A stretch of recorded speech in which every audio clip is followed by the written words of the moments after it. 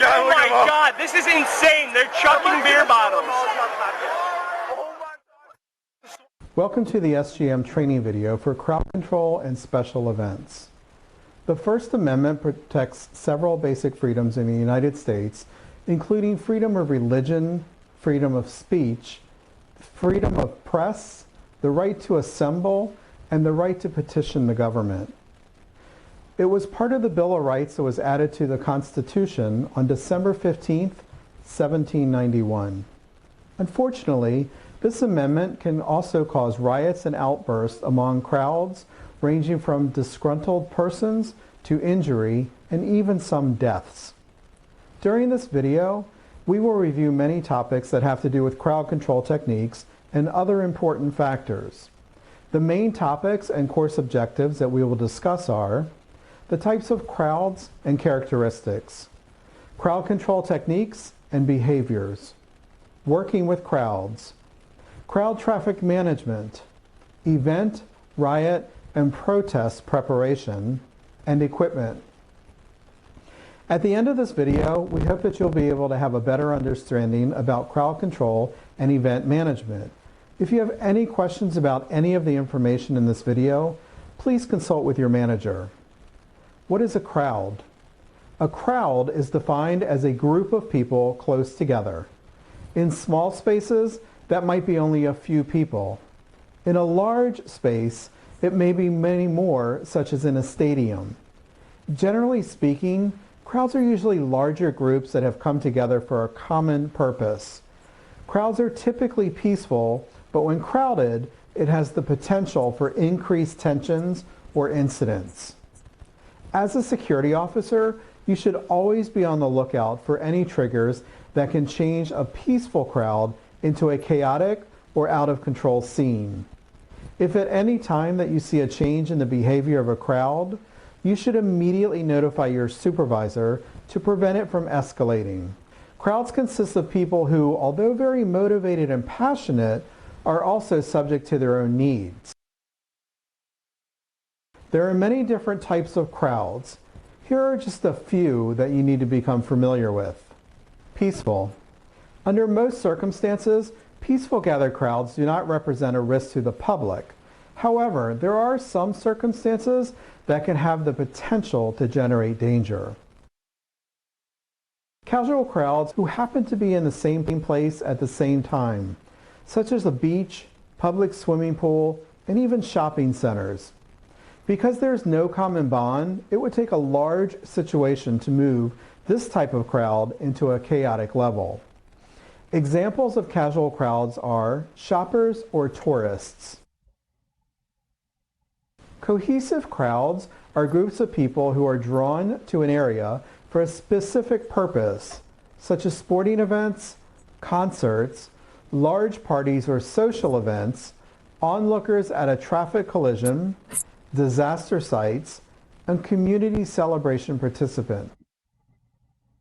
An expressive crowd is a collection of people who gather primarily to be excited and to express one or more emotions. They are a group of people with a common purpose. They may know or closely identify with each other, and they're usually well organized. Some examples are protesters, political events, picketers at a labor or strike dispute.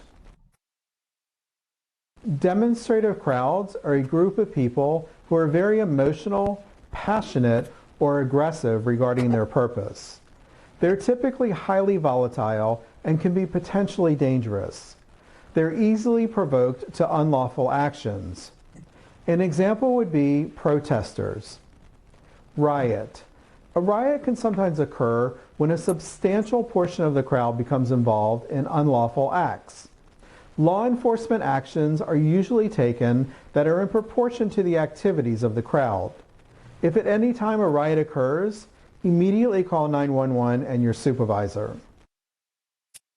An organized crowd involves individuals and groups passing on information to one another. Examples of organized crowds are groups representing extreme religious faiths, ethnic organizations, and labor unions. Spontaneous protests and demonstrations usually developed informally and is mostly done by word of mouth, one person to another or one group to another. Participants spread information by telling one another when, where, and what. Spreading information can also be done via text messages and social media. Here's a question for you. True or false? A demonstrative crowd is a quiet, calm crowd. The answer is false. Demonstrative crowds are typically highly volatile and can be potentially dangerous. Within a crowd, there are leaders, aggressors, and followers. Leaders make up approximately 10% of the total group. They're usually located near the rear and the sides of the group. They may try to copy acts started by others. Many times, they're organized, or they may feed information to the aggressors. Aggressors and agitators can make up approximately 10% of the total group. They usually are near the front of the crowd, which puts them near law enforcement or the media. They're often seen or heard more than the leaders. They often need or receive direction from the leaders. They thrive on confrontation, and they quite often attempt to provoke a response from law enforcement. Followers and onlookers. Followers and onlookers typically make approximately 80% of the total group. They typically are located between the leaders and aggressors. Their primary involvement is out of curiosity or passive support. They need direction and leadership, except during highly emotional situations. Then it depends upon the level of violence. They're subject to mood swings brought on by the actions or reactions of others. They're usually non-confrontational with law enforcement, and they usually react appropriately to law enforcement tactics. There are also legal observers. They typically make up a small percentage of the crowd. They're usually spread throughout the crowd. They typically observe and document video recording of the security officers and police behavior for potential lawsuits. There are several types of factors that can change a crowd's environment. Here are just a few. Weather can increase various frustration levels at events. For instance, if it's an extremely hot day, that can cause some people to become irritable and aggressive. Whereas something like heavy rains and extremely cold weather, that tends to reduce violent potential. Some events, such as a sporting event, can create highs and lows among the spectators. These sudden changes can have the potential to cause disruptive crowds. Attendees' loud cheering or booing should only be considered in your evaluations if violence is a factor. If a fire or emergency situation occurs, it can have the potential to quickly change the crowd levels, causing chaos. Chaos can sometimes evolve in confrontations and escalate crowd incidents. This is especially true when part of the crowd has a personal interest. When crowds become overcrowded, it can cause an invasion of personal space.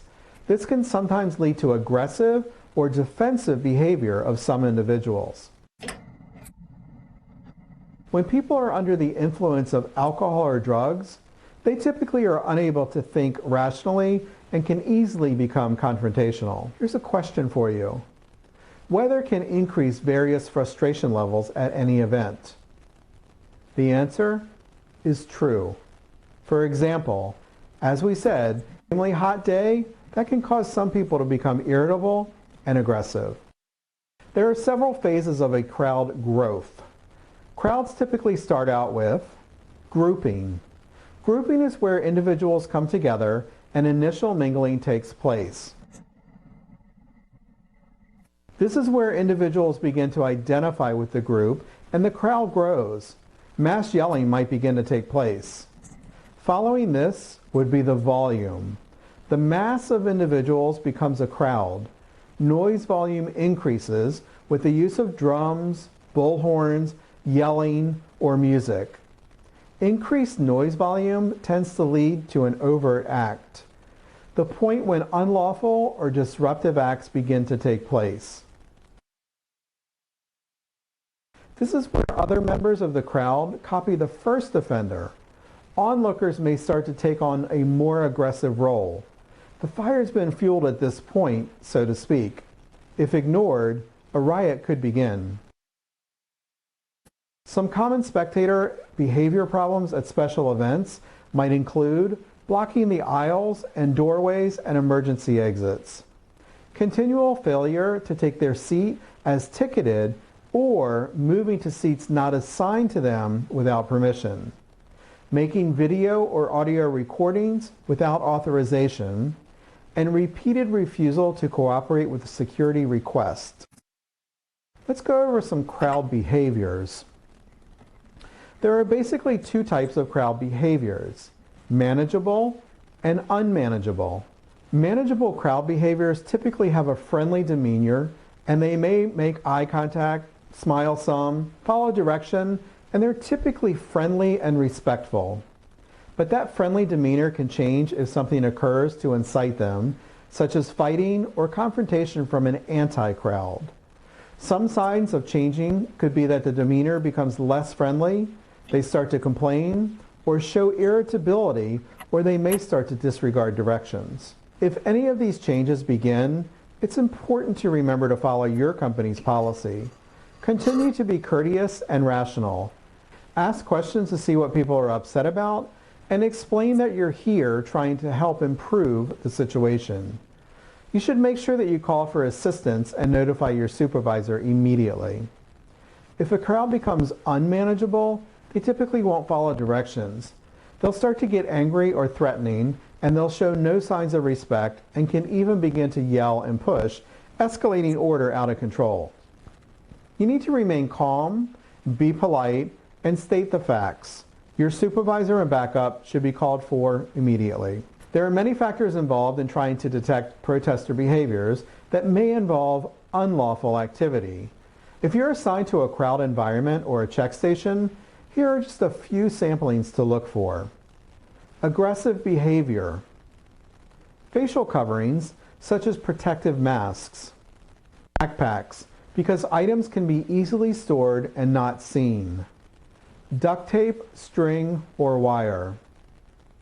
Large trucks or vans with out-of-state license plates. Roadway obstacles used for blocking traffic. Bomb threats called in to try and divert law enforcement. Carrying rocks or bottles. Carrying sticks. Fighting. Alcohol intoxication with unsafe behavior. Illegal drug use. There are many more, and you should consult with your manager to review your site's possible additional factors. Here's a question for you. Unruly behavior in a crowd may result in which of the following situations? Vandalism, looting, fighting, or all of the above? The answer is all of the above. I now wanted to discuss working with crowds. Your primary job during a crowd assembly is to assist in keeping calm, orderly peace.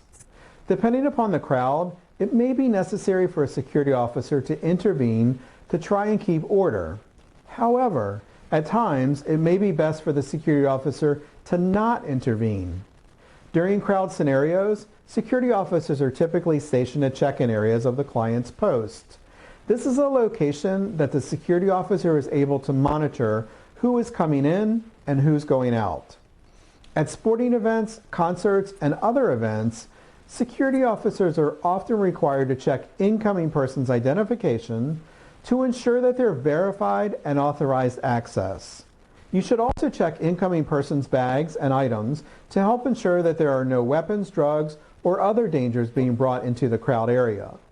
With a security officer's presence and being stationed at an entry and exit points also assists in being a deterrent to those that wish to cause eruptions or chaos to a crowd.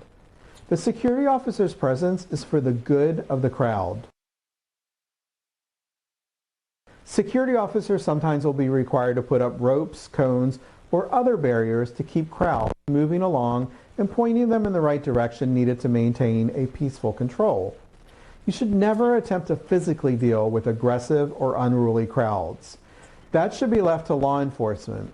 If a situation arises, remember that it's important to immediately notify your supervisor or 911 before an incident escalates. If you are in control over a crowd or a group, it's important that you maintain your effectiveness so that the crowd will listen and respond to your requests. It's important to keep your interaction with the crowd professional at all times while helping to keep the area secure. You should always expect the unexpected. You need to be professional, you need to be safe, and you need to be confident. When communicating with large crowds, the most effective methods of getting a message to your attendees will depend upon the nature of the event and the venue. Prominently displayed signage is the easiest way to communicate key information to a crowd, either with a fixed notice or an electronic board showing updates. Try to position signs so that they're visible from afar, making it less likely that guests will need to stop and crowd around them to read. Give guests access to maps, either on signs or on printed material, so if needed, they can find alternative routes around the venue. It's also a good idea to mark these out clearly. During special events, a security supervisor should monitor all field activities. Field activities can be the line of defense that people may attempt to defeat security. The most important personnel in ensuring the implementation of a security plan are the security officers and supervisors together. Security supervisors and managers should maintain constant contact with the security officers throughout an event and constantly check on each other's safety. Access control can be a part of a security plan that has to be monitored closely during the initial stages of an event for any problems or issues. Is the equipment working properly? Is the staff screening carefully enough, but also quickly enough to avoid long lines? Are screeners finding anything unusual, such as weapons or contraband? Is credential review working as planned? If CCTV or camera systems are installed at an event that will have crowds, you and your management should always check that all of the equipment is properly working and that the cameras are functioning properly.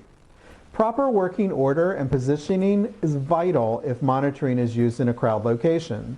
It provides a visual timed record of everyone entering and leaving the premises. CCTV pictures should be high quality in case they're needed as evidence in court. Representatives of the news media are likely to be present at any crowd event that's considered controversial or has the potential for violence. In addition to the formal news coverage, individual members of the crowd may have cameras or use their cell phone video recorders. People may be assigned by event leaders and coordinators to photograph or videotape the actions of security and law enforcement personnel who are present. You should always assume that you're on camera and that you're being recorded at all times. You should always refrain from making comments or statements to the news media. We suggest that you have them contact your senior management for assistance. It's important that everyone working at a crowd event has a clear understanding of how to record incidents and what to do with the reports at the end of an event. Procedures and arrangements for lost or found property should be in place during any crowd control activity. Assertiveness is a skill. Being assertive means being able to stand up for your own or other people's rights in a calm and positive way without being either aggressive or passive. Assertive individuals are able to get their point across without upsetting others or becoming upset themselves. Always respect the thoughts, feelings, and beliefs of other people. Don't get caught up watching an event.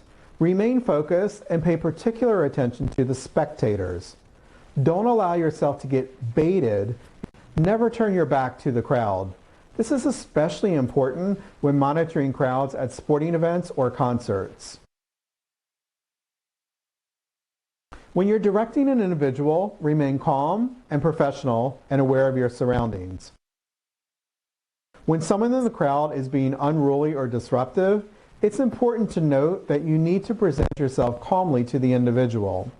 You should always try to keep that person calm. Never raise your tone of your voice.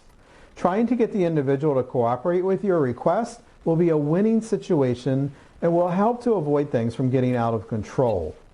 Never hesitate to call for additional assistance. Teamwork is always an important goal with any job. Methods that identify authorized personnel through accreditation can be simple or complex depending upon the nature of an event or a crowd situation. To identify other members of your team, color-coded t-shirt or hat branded with your security company's logo or the words staff.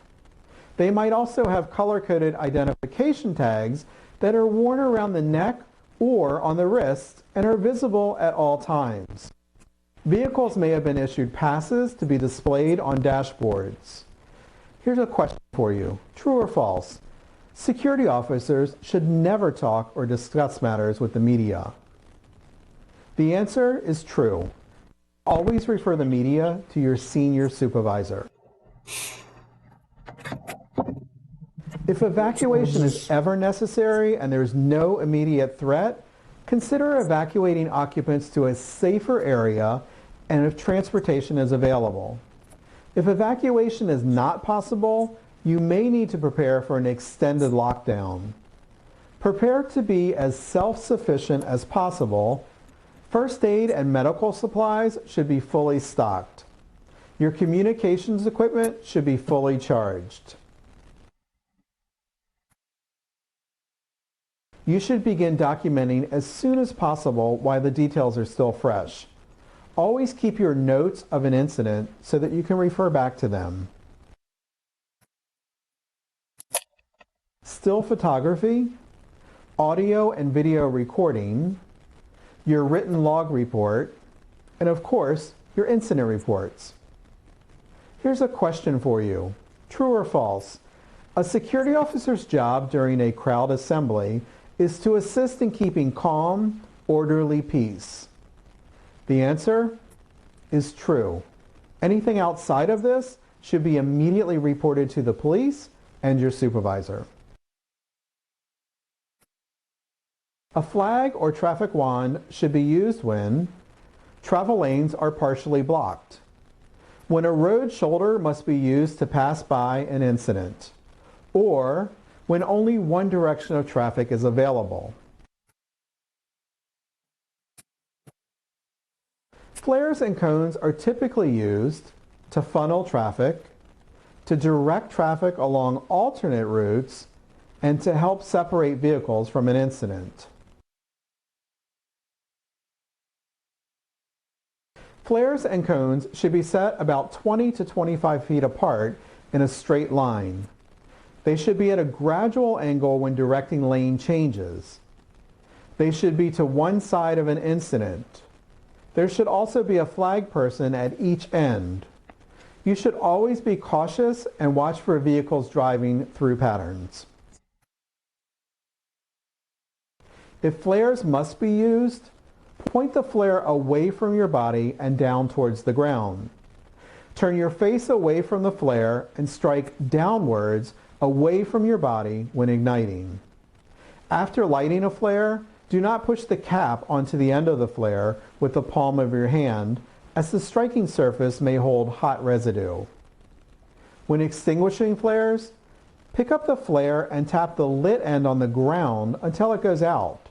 Do not throw or step on flares to put them out. This is very dangerous. Always wear protective equipment such as gloves and goggles.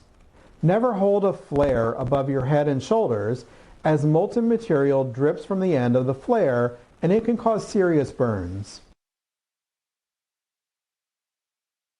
Using cones to block areas has some pros and cons that you need to know about. The benefits are, cones are more practical than flares if an incident will last a long time. Cones don't burn out, and cones require little attention. There are some limitations though. They cannot be seen from a faraway distance like a flare can. They are bigger than flares and harder to transport in large quantities.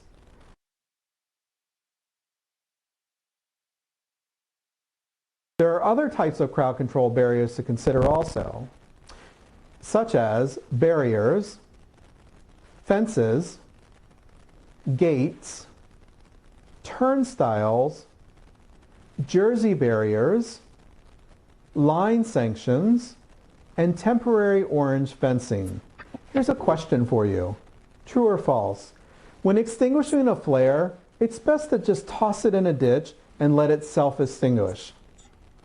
The answer is false. This is very dangerous. Flares should never be tossed or thrown away while they're still burning. Always remember to keep yourself highly visible at all times and remain alert. Look for impaired or out of control vehicles. Make sure that you always take a safe position. Do not have unnecessary conversation with workers or participants. You need to remain focused for your safety. Once oncoming traffic stops, be aware of the traffic at your back. Take breaks away from moving traffic. Don't wave a traffic flag or a wand other than to signal appropriately. Don't give flagging directions against the traffic signal. Keep team members aware of what's going on around you. Warn your team and supervisors of changing situations and impeding hazards. And make sure to contact your supervisor if you have any questions. Planned events are set up to maintain an organized flow of people and information. In general, most crowds will be law-abiding and compliant.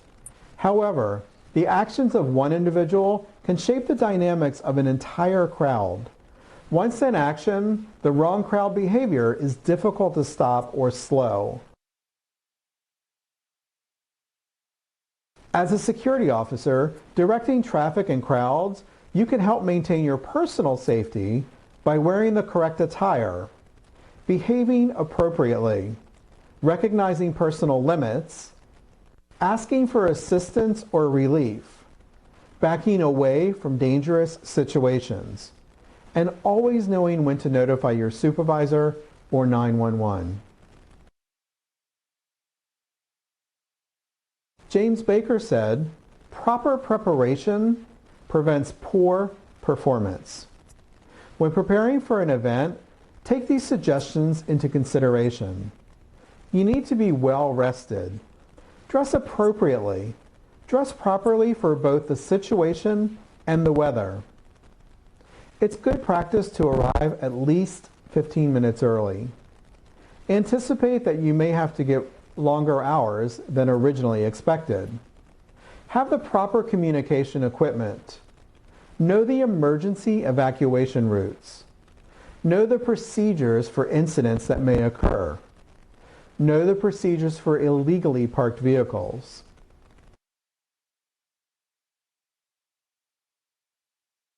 When working at an event or with crowd control, you should always make sure that you have a completed checklist. A checklist is an important tool to refer to in case of a situation. The checklist should include, at a minimum, a list of complete contact information, such as cell phone numbers, for each person assigned and involved in your assignment. This includes supervisors and clients. This should be in alphabetical order. The same list of key contact information, but ordered by type of assignment or post. For example, a supervisor on access gate A, a supervisor in charge, etc.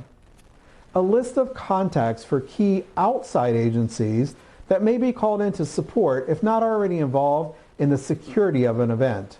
For an example, the police, fire, or ambulance. Summaries of the security operational plan. An agenda of the event. What happens when and where, with key security notes added in. Maps and geographical layouts showing codes for response locations. For example, Gate A, the blue parking lot, etc. Security briefings are essential for communicating key points in the event of any last-minute changes. These briefings are typically held early, several hours before the event actually begins. Agencies with recent experience managing mass demonstrations strongly emphasize the need for early and effective planning. A thorough planning process lays the foundation for informed and competent decision-making. Those agencies recognized for their successful management of a demonstration all credited careful planning for their success. Agencies that experienced difficult managing a demonstration, they all agreed that better planning could have avoided some major problems. Remember what I said, proper preparation prevents poor performance. Planning and training are obviously important factors when it comes to crowd controls and events. You should always seek additional training to continuously better yourself as a security officer. There are many benefits for you when you are all well trained. Some include the ability to manage peaceful crowds effectively.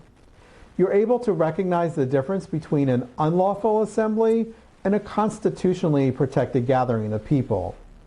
You're able to recognize the difference between active resistance or passive resistance. You'll be able to make tactically sound decisions and actions. You'll be able to perform classic crowd control formations. You will be able to recognize various types of crowds. You will be able to identify dangerous behaviors in a crowd. You'll be a presence, not just a present, when working with a crowd. Having the right equipment is essential to your safety. Check with your supervisor as to what is approved by your state. Here are just some of the items that you should have to be prepared. A helmet, a baton, gas mask, flashlight, radio, cell phone, handcuffs, orange vests, orange cones, first aid kit. Some other helpful items are eye protection. Wearing glasses is better than wearing contacts. Even something as simple as a pair of swimming goggles will form a barrier for your eyes. Eye wash. In the case of severe riots, they may bring out the tear gas. It's a good idea to have this on your site. The right set of clothes.